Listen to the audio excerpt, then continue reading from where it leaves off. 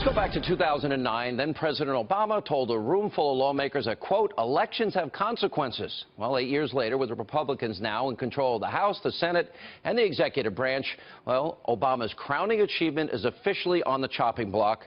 But now some on the right, many conservatives, are slamming the bill, including Americans for Prosperity, the Club for Growth, the Heritage Action Committee, and many others, including author Daniel Horowitz. He released an article entitled Rhino Care, a more insolvent version of Obamacare, except this time the GOP owns it. Some congressional Republicans are also raising very serious issues. Let's take a look. What's been introduced in the House in the last 24 hours is not the Obamacare replacement plan, not the Obamacare repeal plan we've been hoping for. This is instead a step in the wrong direction. There better not be a rule that prevents amendments that are badly needed to fix this flawed bill. Obviously, we have some serious concerns. We haven't been shy about the serious concerns as we look at that. And yet, with any negotiation, you look at the trade-offs. What are the risks versus the rewards? The House bill that's been put forward is Obamacare Light. It won't work. Premiums and prices will continue to spiral out of control. All right, so is the American Health Care Act Obamacare Light? All right, before we get to that, let's take a step back. Let's look at some positive aspects that are in this plan.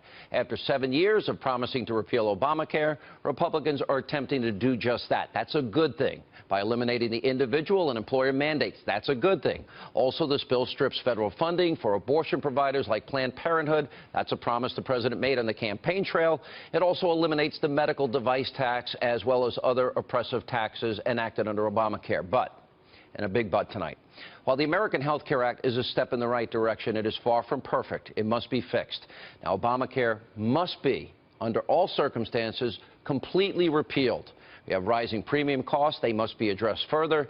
And certain types of insurance-free cooperatives need to be utilized as well as health care savings accounts, which we will explore in just a minute. But before the GOP, I'm warning everybody on both sides of this debate, until they erupt into massive infighting, it's very important to note these words from the Health and Human Services Secretary, who will join us later, Tom Price. This is a work in progress, and we'll work with the House and the Senate in this process. As you know, it's a legislative process that occurs. You start at a starting point.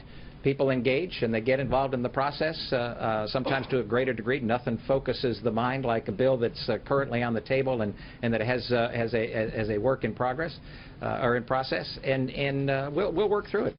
It's very important the Freedom Caucus and the study group in the House and people like Rand Paul and Ted Cruz and Marco Rubio and Mike Lee be listened to, and that their contributions added to this bill. So Secretary Price is right, and tonight I want to put an end to the civil war that seems to be brewing inside the Republican Party. Now, the current version of the American Health Care Act, as Tom Price said, is a first draft.